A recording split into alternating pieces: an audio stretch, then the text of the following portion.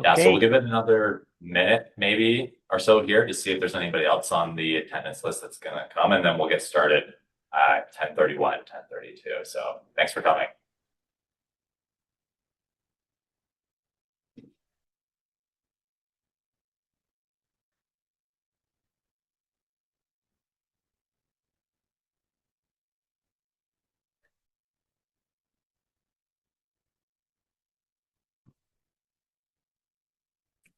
thank you.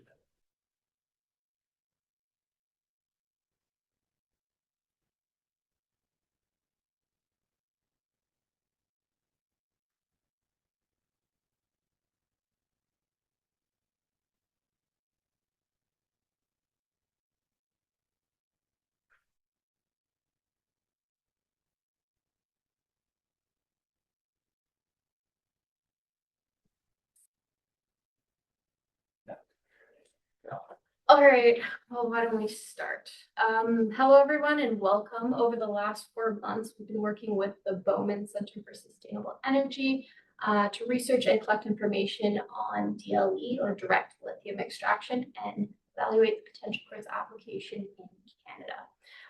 Over the course of this seminar, please place any questions you may have in the chat or hold them until the end. We will have a question and answer period at the end. Next slide. It didn't go. Sorry. Oh, myself and the other presenters are currently speaking to you from Kingston today. So we'd like to begin with a little bit of the land acknowledgement. We acknowledge that Queens is situated on traditional Anishinaabe and Haudenosaunee territory. We are grateful to be able to live and learn on these lands. My name is Robin, and I am currently in my last year of applied mathematics and engineering. I'm currently working towards finding a position where I can apply my coding and mathematical knowledge that I've gained at school to real world meaningful applications. My name is Blair. I'm in civil engineering. Last year I had an internship as a geotechnical engineer at Canadian Natural Resources Limited. I worked at their Horizon Oil Sands mine, and from that I gained an interest in mining and geology, and that led me to want to join Suncor next year as a mining EIT. Hey, I'm Michael Presti. I'm a fifth year mechanical engineering student. I've recently did an internship at Ontario Power Generation, and that has increased my interest in renewable energy generation. And that's why, following my degree, I'll be working back there for small modular reactors. And hi, my name is DJ. I'm going to be continuing my studies here at Queen's, taking a master's next year. I'm going to be continuing my work turning CO2 into valuable chemicals for the chemicals industry. I've been a 2-time student council president, conference coordinator, treasurer, and done a bit of entrepreneurial stuff. I'm passionate about pursuing a career in the design, operation, and scale up of new electrochemical technologies for a changing chemicals industry. So yeah, really excited to be here and kick off this presentation. So with the global push to reduce greenhouse gas emissions recently and the rapid growth in the technology sector, lithium has become more important than ever, as its use in lithium-ion batteries is critical. Over the past, lithium is used in many different industries and uses, such as phones, iPads, computers, electric vehicles, and energy storage. All of these are increasing in demand, and this is causing a demand increase in lithium. Ever since its introduction in 1991, lithium ion demand has taken over the demand for lithium worldwide. In 2015, lithium ion demand was 35% of total lithium demand globally, which increased to 87% in 2023. This demand is only projected to grow. There are many different outlooks that exist for lithium demand in the future. There was a report made in 2021, which analyzed all of these different projections and came up with 4 their own projections. These are the Sustainable Future projection, the Adaptation Challenges projection, the national rivalries projection, and the fossil projection. All right, so now we're going to talk a little bit about lithium price and lithium production. Over the past 5 years, the market for lithium has been fairly volatile. In 2020, the price of lithium, USD per tons of LCE equivalent was around 10,000 US dollars. LCE stands for lithium carbonate equivalent. It's a metric that is used to describe the price of lithium. As you can see in 2022, the lithium price went up 7 times, up to $71,000. This was due to the increase in lithium ion battery demand. And as you can see with that, production has risen tremendously on the right side of that graph there. But then since 2022, the world has been able to catch up with demand by meeting supply needs. So yeah, from 2020, production has more than doubled for lithium, from under 100,000 to 200,000 tons.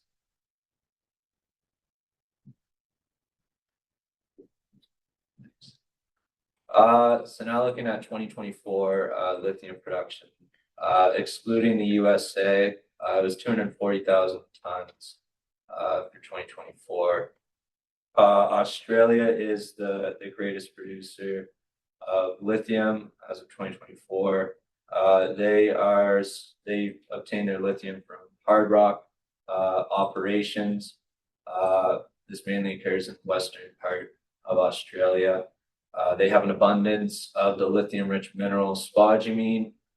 And then moving on to Chile, they're second. They take up about 20% of the share. They obtain their brine or their lithium from shallow brine deposits. These are known as salt lakes. And then looking at the next one, China, just a little behind Chile for production. They produce their lithium from both brine and hard rock operations. And then you can see Canada. Canada is the same as China for their type of production. They have both brine and hard rock, but they only have 2.3% of the world's production in 2024. And then looking at lithium reserves, worldwide lithium reserves as of 2024 were 30 million tons, according to U.S. Geological Survey. As you can see, Chile actually has, although they don't produce the most lithium, they do have the greatest reserves. And then you can also see Argentina as well. They have a large reserve as well. They're kind of interconnected as they share the same geological formations, salt lakes. And then you can see Canada. Canada's got about 4% lithium reserves. And yeah. All right. It's not too early. So what we took a look at first is kind of how lithium is mined conventionally currently, who the major players are, and how this process has changed over the years. So this is kind of just a prelude to direct lithium extraction that we'll get into in a second. So a lot of those large open mines, like the ones in Chile, Argentina, China, and Australia, kind of follow all this same process. And that's the bucket and shovel method, where crews of equipment operators and haul trucks are going to take that raw rock from the ground and they're going to truck it away for further processing. So this method leaves behind a large geological footprint. There's typically lots of waste rock associated with it, high excavation costs, and sometimes safety risks. And like all are like closely managed and finite resources, these mines are also at risk of depletion if the current trend in lithium demand continues without an adequate recycling program for some of the products that we're making out of lithium, like our batteries and whatnot. So afterwards, the material is almost always the mineral like spodumene, lepidolite, or pedolite. It's then brought to a nearby processing plant where it's converted into market-ready materials. So the rock is crushed up, it's fed through a series of energy intensive unit operations, and it eventually produces market ready lithium hydroxide, lithium chloride, or lithium carbonate, which are all kind of general ways, like Blair was saying, that we call lithium carbonate equivalent. So it's this battery ready material that's ready to be shipped out to the market. Surprising to me when we started this project was that you can also get lithium from aqueous brines. So these saline brines, as mentioned, can be deep underground, or they can be close to the surface, or it can be open to the air, as in with a salt lake. So the fact about these is just that they're highly concentrated salt solutions. Yeah, like I said, you can find those in those different locations. And there's going to be lots of different ions and trace elements in them as well. So how do we get the lithium out of these brines, which is kind of, again, a prelude to the DLE technology? They're pumped out in these massive evaporation ponds, and then through a combination of solar and wind energy, they're able to concentrate it down to a really small amount that can then be processed into those battery grade materials. So despite its profitability, this solution has some challenges. So it does require there to be a hot and arid region for the evaporation process to happen. Processing time is lengthy. It could be like 12 to 18 months. And there's only about a 40 to 60% lithium recovery rate in this case. So in terms of land usage, there's also environmental concerns there. Well, this might work in somewhere like Argentina, where they have like a large swath of land where they can have these evaporation ponds. In Canada, when it's cold for half the year, and we don't really have the flat land space like this in some cases, we can't do evaporation pond technique. So where that brings us is, if these brines exist and we can find them in our geological formations, how else could we get lithium out of them? And that's where I'm going to pass it along. Yeah, thank you, DJ. So that brings us to direct lithium extraction, which is a new method to mine lithium from brine deposits that selectively extracts the lithium ions in a closed loop process. This method has a higher lithium recovery rate, as it recovers around 70 to 90% of the lithium ions from the saline brine. And this occurs as a three-step process. So first, we have lithium-rich brine, which is pumped from the underground aquifers. It is then piped to a processing plant, which performs the lithium extraction, and then the lithium-depleted brine is then reintroduced, reinjected back into the aquifer it came from. There are many different types of direct lithium extraction methods, as they are usually developed based on the brine chemistry being mined. So this is why across many current DLE initiatives, they have their own proprietary process, which kind of slightly tweaks the parameters of their extraction process. However, we'll be covering the four main types. And the first two here are sorption-based methods. So this consists of adsorption and ion exchange. These are pretty much the same mechanism which extracts lithium, which introduces a sorbent into the brine feed. So in adsorption, aluminum-based sorbents are typically added. And in this case, the lithium molecules attach to the sorbent surface and get extracted out of the brine. It's a very water-intensive process, as it needs water stripping to free the lithium ions from the sorbent it is attached to. And this is the most technologically ready level method at a TRL level of 9. Then we have ion exchange, which is basically the same process. It just uses titanium and manganese-based sorbents. So instead of aluminum, these sorbents offer better ion selectivity. The only issue with this is that it requires acid stripping to desorb the lithium ions extracted, unlike adsorption, which needs water. Then next, we have solvent extraction. That is where an organic phase is introduced into the brine. Typically, a chemical like kerosene is used, and similar to ion exchange, this is it needs acid stripping as well to free the lithium ions. And this raises environmental concerns, as since the brine is being reinjected back into the environment, making sure that trace amounts of these acid that is used in the process is not reintroduced back into the environment is important. And then finally, we have membrane extraction. This is the least technologically developed method. It uses selective permeability membranes to filter out the lithium ions from the brine. It is the most environmentally friendly, as it reduces the contact between the extracted ions and the brine. So once they're extracted, there's no direct contact between those two separated elements. There's just current difficulty in filtering out chemically similar ions to lithium, like sodium and potassium, as well as finding membranes that are applicable across many different brine compositions. Because as we look at different brine deposits around the world, or even across Canada, the chemistry and composition of the other elements dissolved in the brine will change throughout location. So then that brings us to the environmental considerations. So all these values here are per 1 ton of lithium carbonate equivalent produced. And looking at the land use, we're at less than 500 meters squared, and water use at less than 100 meters cubed. In terms of greenhouse gas emissions, to produce 1 ton of lithium carbonate equivalent, you're at between 2.5 to 7 tons of CO2. And the energy use listed here between 30,000 and 60,000 megajoules is about the same energy use required as brine, traditional conventional brine mining methods. So if we put that in a table comparing it to typical or conventional brine, lithium mining, and hard rock mining methods, you'll see that across the board, DLE has many advantages.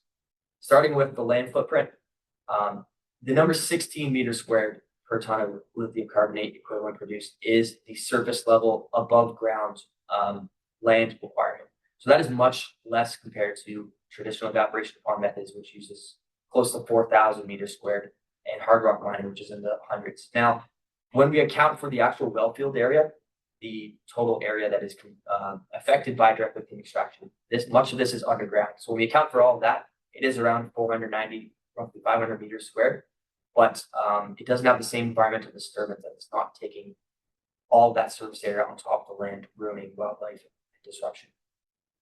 And then next, there's no climate requirement. So unlike the previously mentioned evaporation pond method, you need hot and arid climates for the lithium extraction to occur. Since DLE is a closed loop process that happens in a facility, there's no climate requirements. And then in terms of extraction time and recovery rate, you'll see it is the best performing in terms of recovery rate. Your DLE achieves 70 to 90%.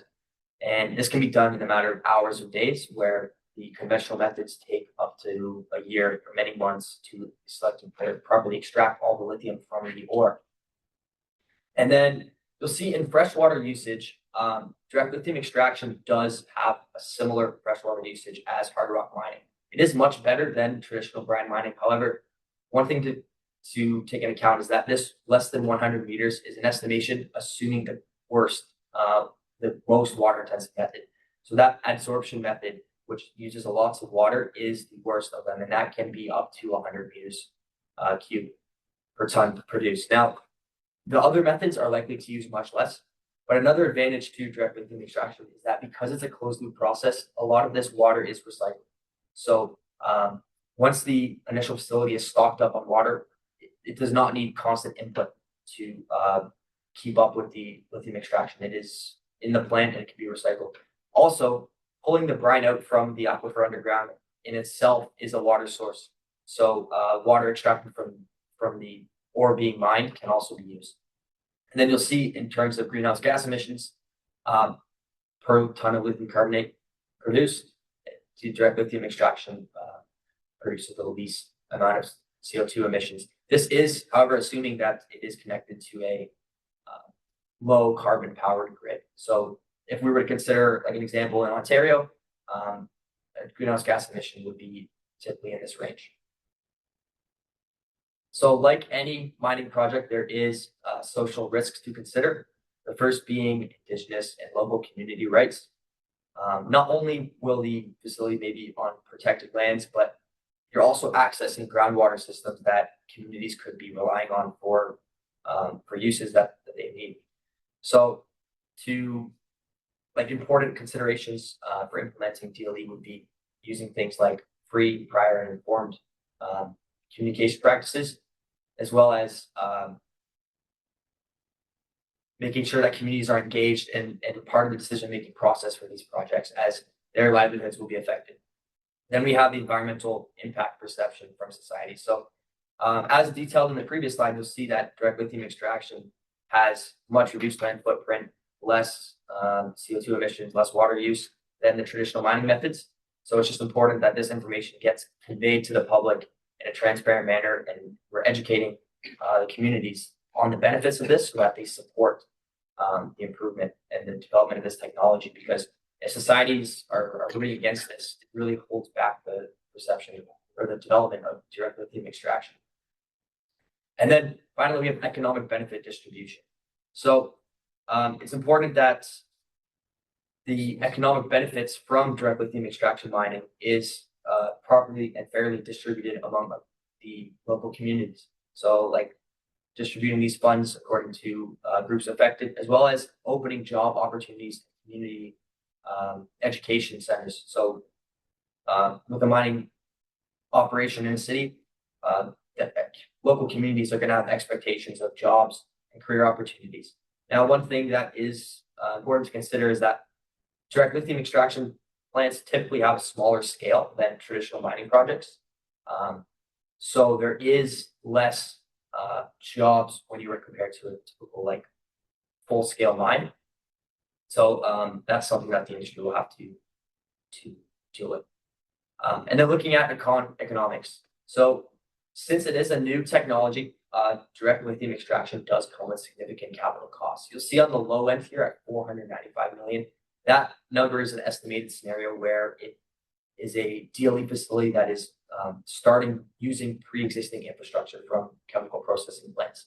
But a typical startup from the ground up usually is between $1 to $2 billion, which is in the likes of hard rock mining, and it's more expensive than typical evaporation pond mining methods to set up that.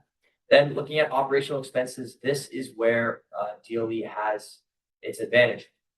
Typically, what is seen across many different examples, even within Canada, is that the higher lithium concentration in the brine being mined leads to lower operational costs. So you'll see on the low end here, we have operational costs as low as $2,900 per ton of lithium carbonate equivalent, which undercuts evaporation pond and even hard rock mining. And then finally, the only thing that has not quite caught up yet in terms of direct lithium extraction to the rest of the industry is the production. So on average, North American projects are not competing into the total tons per annum of LCE produced. We're around the 20 to 30,000 mark, where if you look at the more developed regions like in South America, they're producing around 40,000 tons per annum. Now, this production rate is expected to increase as the technology can more efficiently process the brine, but it just currently is not at the same scale. And then I'll pass it off to Blair to talk about geological formations. Yeah, so we're going to talk about a couple geological formations and how these brine deposits form. So the first one of those being the Salt Lake. This occurs greatly in South America, as Chile and Argentina and Bolivia. This area is called the Lithium Triangle. They contain rich amounts of salt lakes. So there's 6 geoenvironmental criteria that benefit the formation of a salt lake. The first of that being must be a closed drainage basin. So any water entering this area, the only way it can escape is through evaporation. And then next, the basin needs to be composed of sedimentary rock. Sedimentary rock is porous and it allows it to readily hold fluid. And then as water is entering this basin, it erodes sediment, through rock sources. So it's beneficial if this rock source is lithium enriched, so as it is draining into this basin and is increasing lithium concentrations. The fourth one, through tectonics, the basin can continue to grow. So this will benefit lithium accumulation and allow for more larger deposit. And then also the climate needs to be arid. So so basically that just means evaporation exceeds precipitation. So this occurs in South America. And then also for time, this needs to be occurring for thousands to millions of years. So now we're going to move a little closer to home now and look at Alberta. So Alberta, there's the Western Canada Sedimentary Basin, which basically stretches from northern British Columbia to southern Manitoba. This area has been exploited for oil and gas resources for many years. So more specifically, we looked at 3 brine formations within the Alberta Basin. So this is a confined area in between the Williston Basin and the Peace River Arch. So the 3 formations we looked at were the Leduc, Nisku, and Swan Hills Formation. Their source is believed to be derived from a Devonian reef complex. The Devonian reef is expected to have formed 360 to 420 million years ago.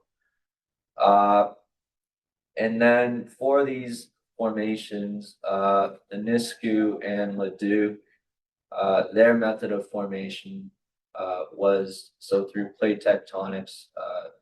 Seawater was deposited deep underground, or it was deposited underground, and then over time, it evaporated and increased lithium concentration. And then as for the Swan Hills, this one gained its concentration through tectonic compression, which deposited crustal fluid. So basically, as the tectonics were moving underground rock and soil around, was being deposited within this formation, and that water was interacting with evaporites, and the evaporites are essentially seawater salts or salts, and that increased lithium concentrations.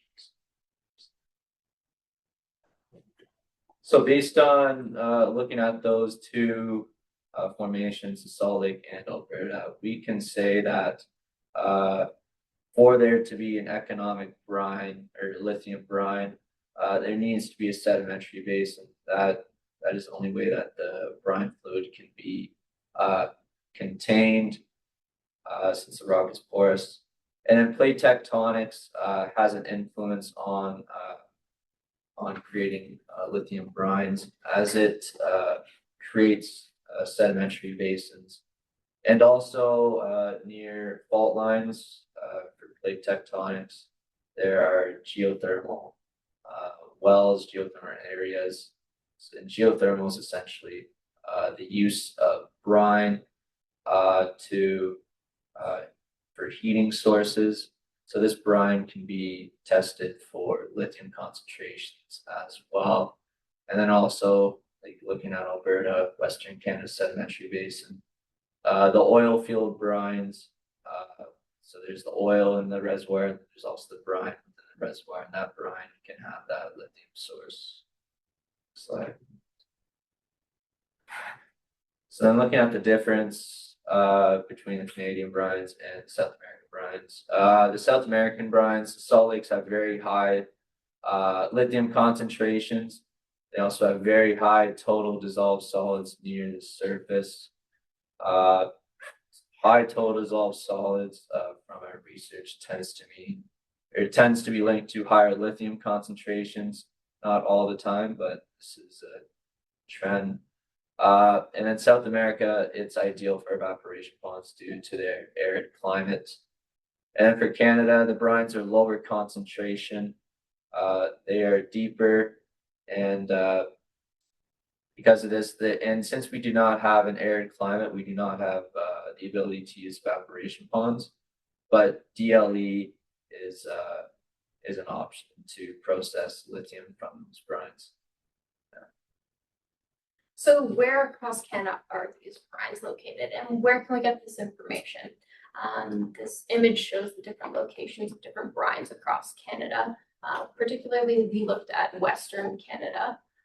There are 3 different formations within Western Canada. There's the Montney Formation, which is northeastern BC into northwestern Alberta.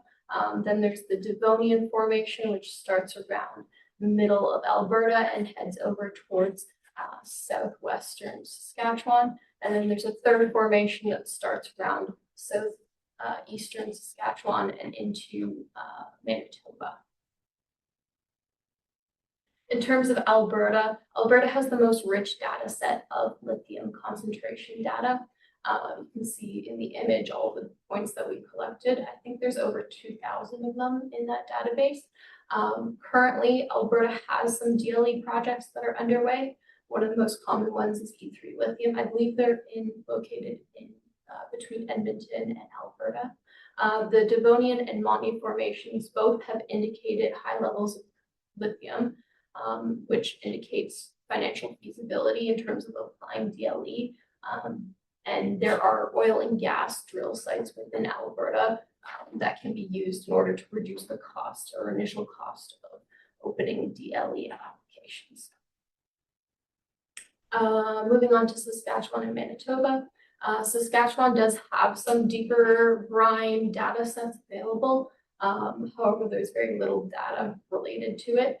So more information would be required, but initial information does indicate that there is the potential for feasibility within these locations, but it is still questionable. In terms of Manitoba, Manitoba only has a few data points and they're surface level brines. So they range in the 0 to 7 milligrams per liter range, which is not feasible. However, due to high TDS values, and the fact that Saskatchewan does have those high concentrations in deeper mines, there is potential for Manitoba to also contain those high concentrations in deeper brines. Moving into BC and Ontario, British Columbia holds the Montney Formation in that northeastern corner, and this formation in particular has some feasibility, has indicated some feasibility. However, again, there's not much data available. So within all of these, there would be requirement for more testing to be done in order to lay out the brines. But it does indicate potential financial feasibility. Ontario does have some saline aquifers. However, we could not find any brine data or lithium brine data available within these aquifers during our research. So we were unable to make any conclusions based on Ontario. We did create a bit of an interactive map of all of the brine sampling data that we got. I believe there are 9 different geological survey databases in there, and it contains lithium content, depth, location, TDS, and a lot more. So if you have any more data you would like us to add, feel free to reach out and we'd love to add it to our collection. Yeah, I mean, I saw a few Ontario.gov emails in there. So if you know where to find some of the well sampling data, I would love to add that as well. But to kind of wrap some things up, something that might be interesting to a few people, maybe boring for a few others, is going to be talking about our stakeholders' policy and regulation recommendations. So, as engineers in training, the one thing that we're always looking at is, how are these technologies going to affect our society, our employers and clients, our peers, and our natural environment. So if we're able to kind of frame DLE policy in terms of stakeholder priorities, that would be beneficial because successful resource development is going to hinge on securing this trust of these different parties.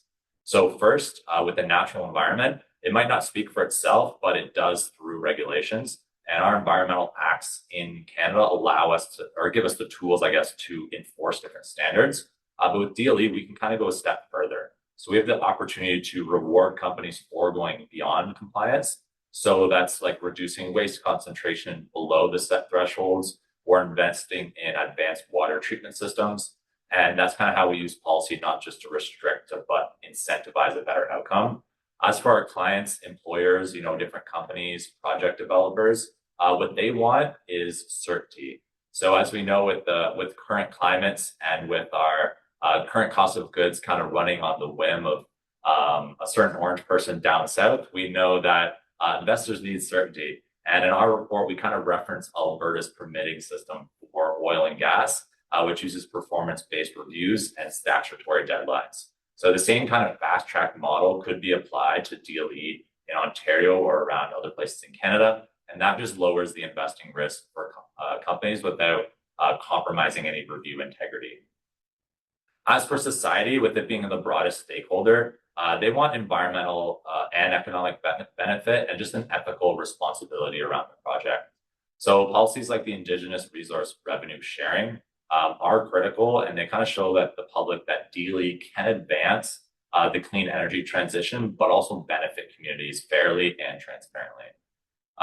Finally, our peers, the scientists, the engineers, the regulators behind the scenes, they rely on clear and stable rules in order to align their technical designs. So without consistent standards, even the best technologies are going to struggle to scale. So coordinated regulations are going to allow people to share more data, accelerate innovation, have people collaborate together.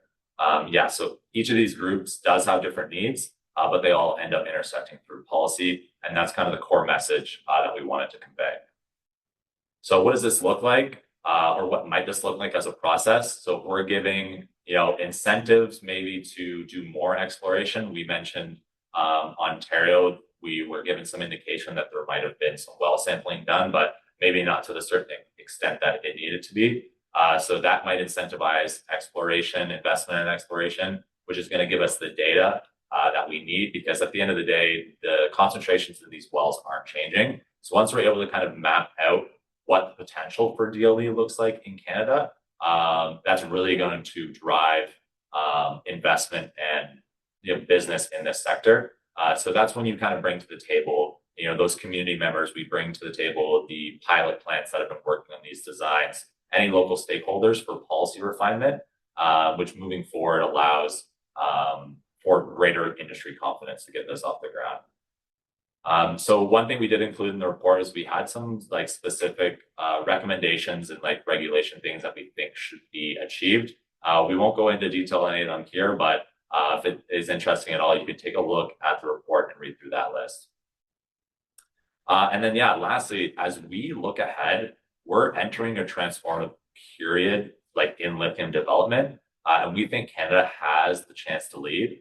So there's already new technologies on top of what we've talked about, showing what's possible for DLE. One emerging example is electrochemical lithium capture. And as somebody who's used technologies like this, if it's connected to a clean energy source, it could be even better way that we could be separating out of the lithium without even any chemical or minimal chemical inputs. Another one, AI integration. That kind of intelligence is also making an impact. It's optimizing fluid flows, improving recovery yields. We're predicting brine composition from geological data without even doing well sampling. So that's an up and coming integration with AI that is important to look out for. Market-wise, the global demand, as we talked about, for battery-grade lithium is soaring. So DLE enables us not just to produce it kind of at home, but we can export this technology and the intellectual property abroad. So this includes engineering designs, process controls, modular systems that are all high-value exports kind of beyond the raw materials. And we've already seen countries across the world with projects that are well developed, kind of lending their expertise around. So we think Canada could be a leader in this space. Ontario specifically is also well positioned to build battery partnerships across North America. We've seen lots of recycling plants find their homes here. We've seen our EV industry in Canada, in Ontario, have a boom. So as these companies are going to be seeking secure, ethical, low carbon lithium supply chains, that's kind of where DLE comes in. So I guess in short, we don't have to choose between resource development and sustainability. DLE is our chance to build both, and in doing so, kind of position Ontario and Canada as global leaders in clean tech, responsible mining, and energy security. So let's seize that opportunity. So just to end off, we wanted to give some thanks to some of the people we interviewed and our course instructors and advisors, specifically the Bowman Center for having us take on this research project for them, and for all the Queen's resources that we were able to tap into to produce it. We wanted to say thank you for attending this and for listening. We've seen some good questions pop up in the chat so far. And if you're at all interested in maybe some more detail, if this was either too broad or too in-depth, you can kind of take a look at the report that we're going to be sending out with the Bowman Center. That might include some of that map and some more detailed information on the research. So thank you so much for coming. We'll take some more questions in the Zoom chat. And yeah.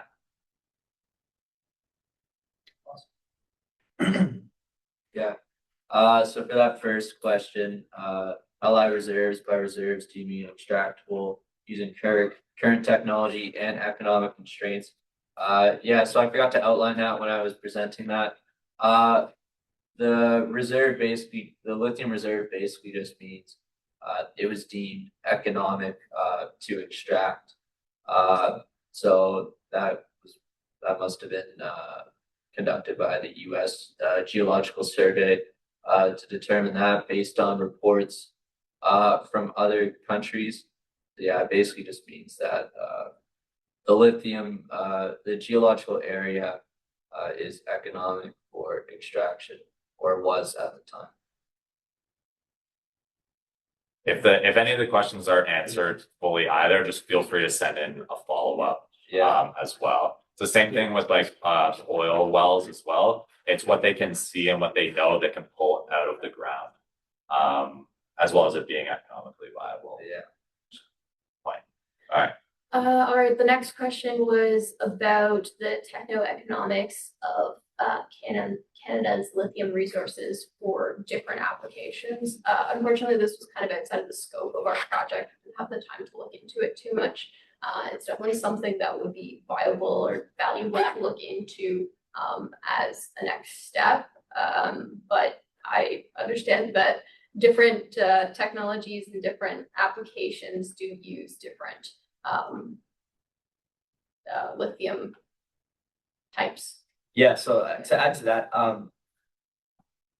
in terms of like when we're talking between direct lithium extraction and other conventional methods, we group together the product as lithium carbonate equivalent. But there is different lithium products that are used in the manufacturing industry. That is lithium carbonate, lithium hydroxide. From our research, what I've noticed is that lithium ion batteries, those manufacturers for production are typically looking for lithium hydroxide. So some companies doing direct lithium extraction produce lithium hydroxide as the end product. In terms of the Canadian ones currently doing it, I don't know offhand which companies are producing lithium hydroxide, but some are producing lithium carbonate, which are probably less suitable or for batteries or for the other uses that lithium is vital for. But yeah, in terms of Canada's resources, I think either whatever desired product can be produced from Canada's lithium resources, assuming that we have the brine suitable for it. It's just if it requires further processing, it may increase cost to produce that.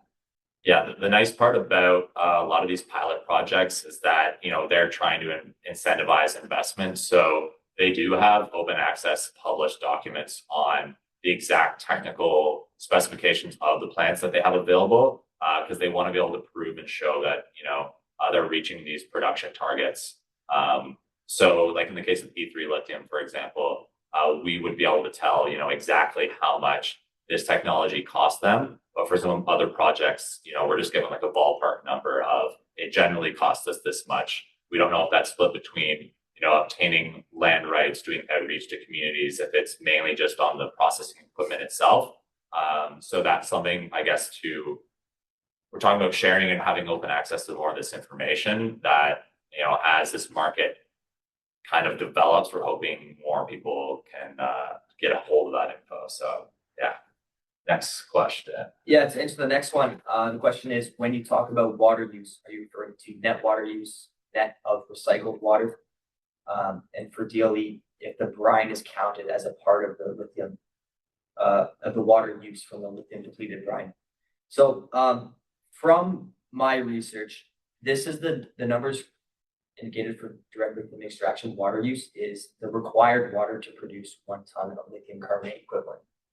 Now, some companies use up to 70 meters cubed per ton of LCE produced. And then others are like E3 Lithium, that's a big name that we bring up. They have a big project in Alberta. They claim to use 0 water. Now, it's not actually using 0 water. They have an initial stock of supply water, but they're basically saying that 0 water is being drawn into the plant after that initial stop. So I think it's hard to determine exactly if they're considering like lithium, the water pulled up from the brine, if that's being used. But once this water is used, it is being recycled. The water is, it doesn't require a new batch every single time to perform an extraction of a big volume of water like evaporation pond methods. It's constant in recycling and reused. So yeah, there's lots of different numbers ranging from like 0 up to around 100 depending on the method used. But I think in terms of if it's accounted for the brine water or recycled water, it's I don't know. And then there's another question referring to the capital and operational expenses. I don't know if you can go to that slide, maybe just back to the economics table.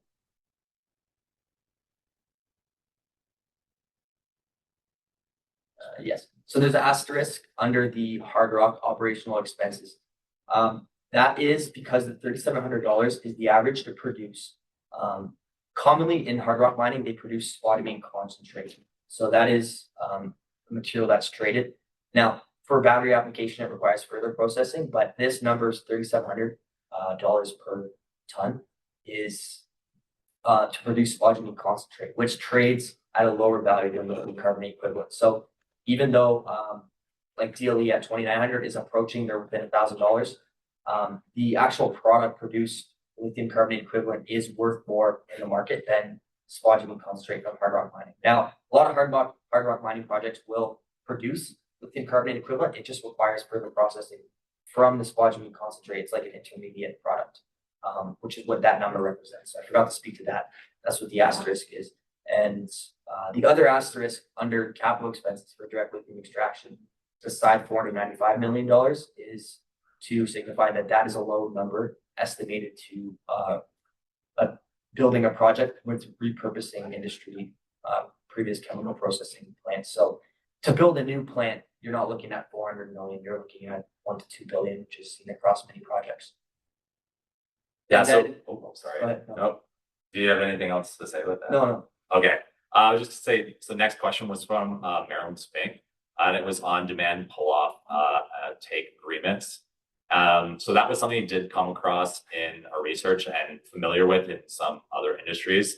So the idea there being that, consumers, producers are going to be buying these battery materials. What if we could kind of set a price on what that's going to be? So an agreement saying, my renewable energy from, I guess like wind would be a good example, is going to be sold back to the grid, or materials to create that is going to be set at a certain cost for X number of years.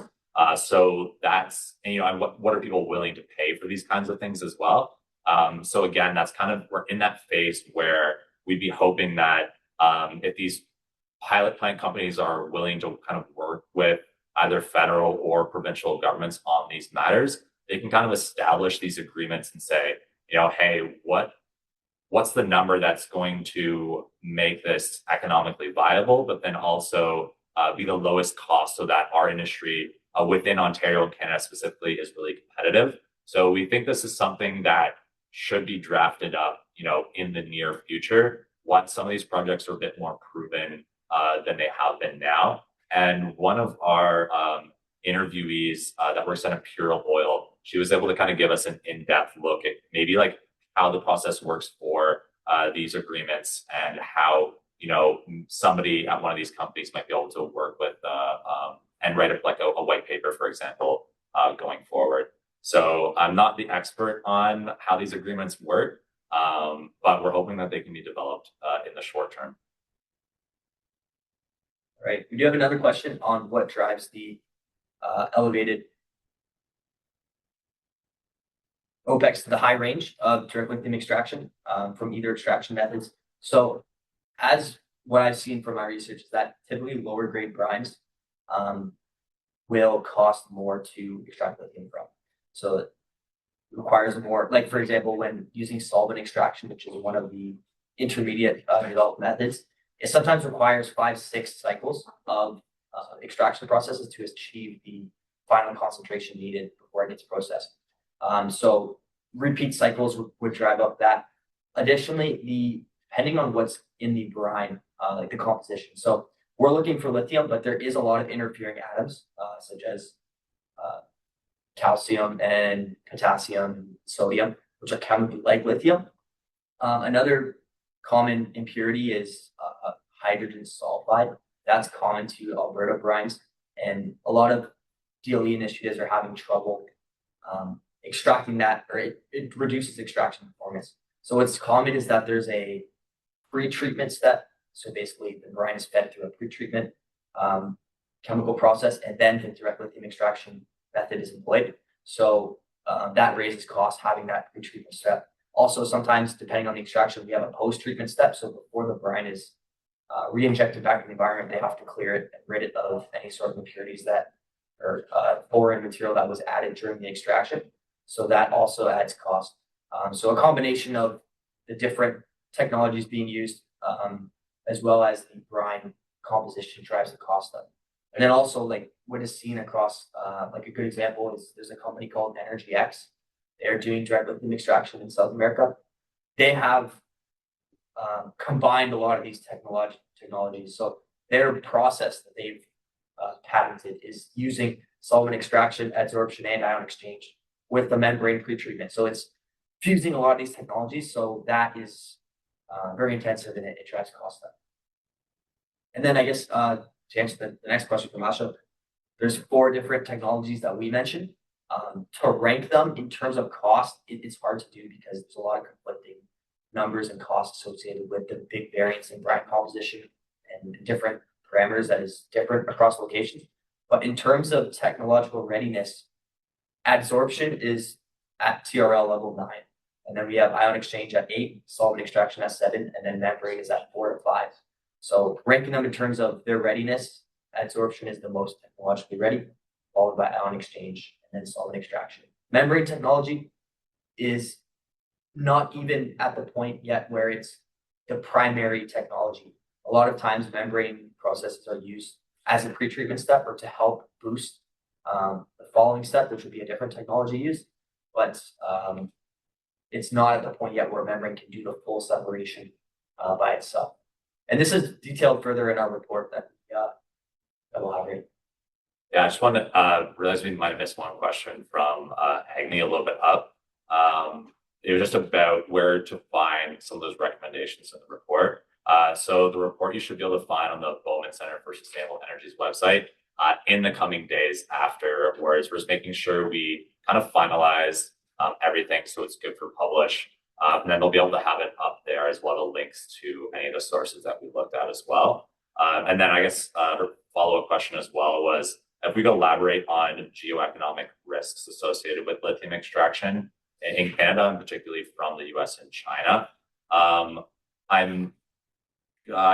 come back to that question because if you could just elaborate geoeconomic risk being like economic risk from the competing market globally, or like the fact that their geology might make their extraction process more economically viable.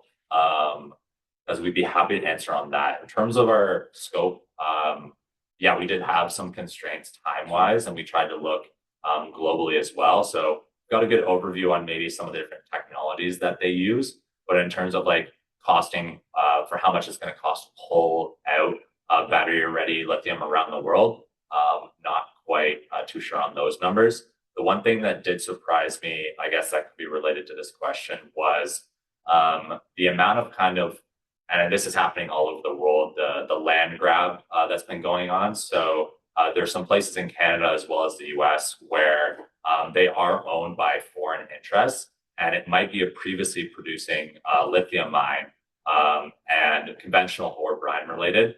And we're quite literally producing it here, shipping the battery metals over to another country, and then that's where they're manufacturing whatever the products are. And it's just because either their technology is better in the case of certain battery types, or that their manufacturing process is down so well that it makes more sense to send it over there. So if we don't have the downstream capabilities to be able to create these products that people want, yeah, we're going to continue to see that happen where we're exporting a lot of our materials instead of integrating it into our own manufacturing stream. So I just saw, I think Heidi threw something, or somebody threw in a response to that. Geoeconomic from geopolitical and economic standpoint, on China's advancements on lithium extraction. Yes, considering that they dominate the rare earth market. What was surprising was that since they use the evaporation pond method for the most part, we don't have to be too concerned with the technology like readiness level. They're not switching over to DLE, for example, anytime soon. They have access to really high saline content brine, so high lithium sources. And for them, it's more economically viable to just use evaporation pond method. In terms of like, if they were to develop some sort of technology that might be a competitor, I think that's going to be the case for most of these renewable energy system related things. Is that if they are making it cheaper and better, then they might be the ones exporting some of this DLE tech and know-how around the globe instead. But yeah, that's definitely something I'd want to look into because we're always introducing these new ways that we can process and convert our rare earth metals into the products. And it's really want to know, how well are we doing compared to others around the world? So great question as well. Yeah, I'll pass it along to. Yeah, so there was a question in there about the likelihood of commercial lithium concentrations in Ontario. Now, we did originally reach out to, I believe it was OGS and they or Ontario Geological Surveys, and they did provide a guess that lithium was not feasible within that location based off of some report they had, but we could not find that report. From all of our research, Ontario has pretty high TDS values within their brines. And so we would guess, and based off the fact that it is a sedimentary basin, we would guess that there is concentrations that are economically viable. But again, based off of that report from OGS, we are unsure. That's kind of as far as we know. So there's conflicting information regarding that. Yeah, so what they do have is they've mapped out where these aquifers are, how deep they are. One interest from the Bowman Center was actually the fact that there's several of them right kind of underneath Sarnia. So we thought, okay, that was the initial thought, is let's take a look into that. So it was surprising to find that only initial tests had been done. And for example, the deepest aquifer being somewhere over like a kilometer deep, there wasn't a trace metal analysis available to us, like Robin was saying.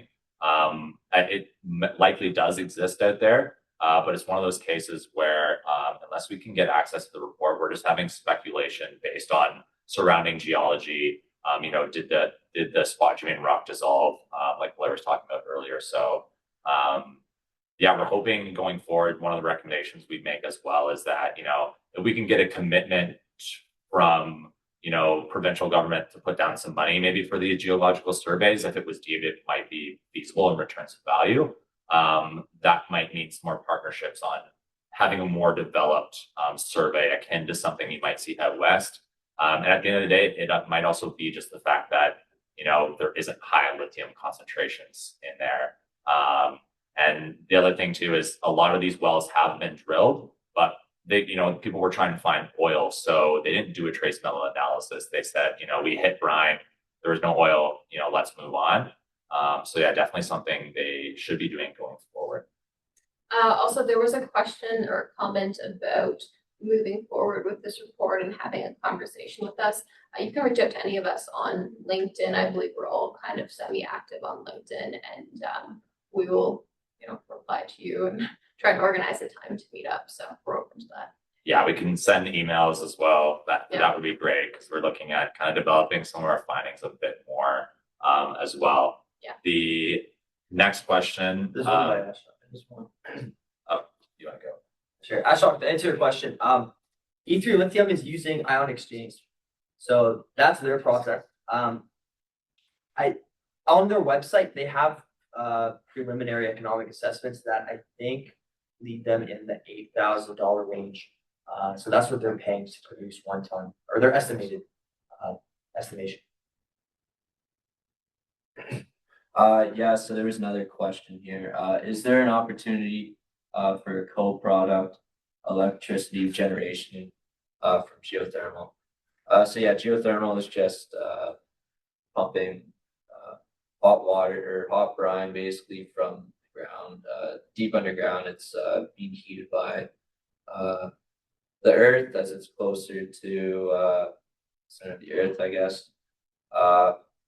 So I guess like it's used a lot in heating. I know this is a little outside of the scope. We didn't really research geothermal, how it really works, but yeah, through heat generation, like any form of electricity generation, there could definitely be a co-product of creating electricity through heat, spinning a turbine. Yeah, the one thing we did find as well was there are companies doing this already. So co-producing geothermal with lithium production. Vulcan Energy in Germany is a company doing this and also trying to expand and move their technology around the globe. So I think they're producing lithium chloride at the moment. Technology is successful, it works.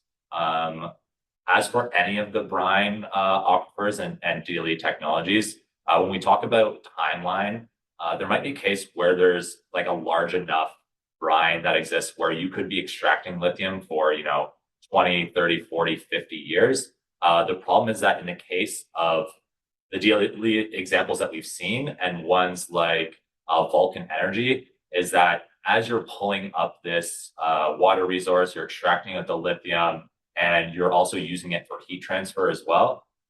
It ends up over time screwing with the brine chemistry and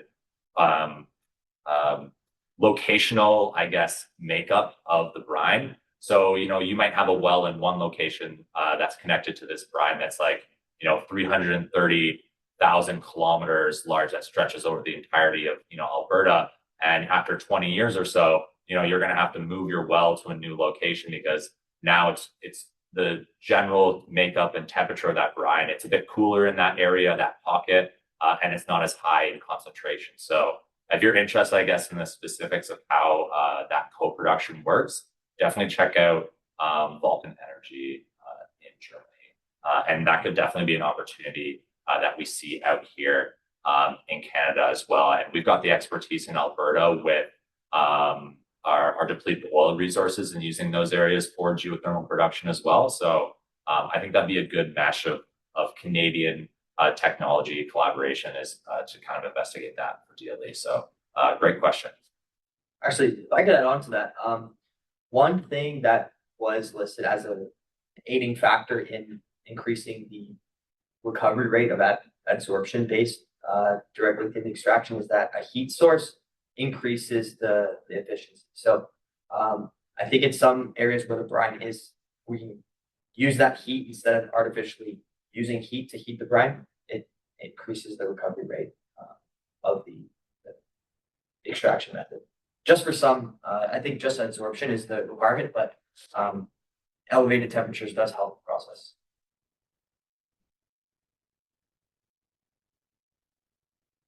Okay. Is that it? Next question. Yeah, there's a few acknowledgements as well that we'll check these out afterwards as well. Yeah, there are 3 companies producing like rare earth products in Canada, which isn't many if we kind of think about it. And we're going to follow up on some of these links as well, Marilyn. So thank you for sending those. Yes. Yes. So if we did miss any of your questions, feel free to toss them in now and we'll get back to them.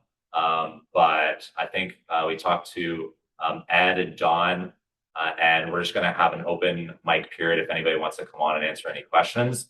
Otherwise, we'll let you guys take back a few hours of your day. And thanks for joining us as well. Thank you. Thank you. Thank you. Thank you.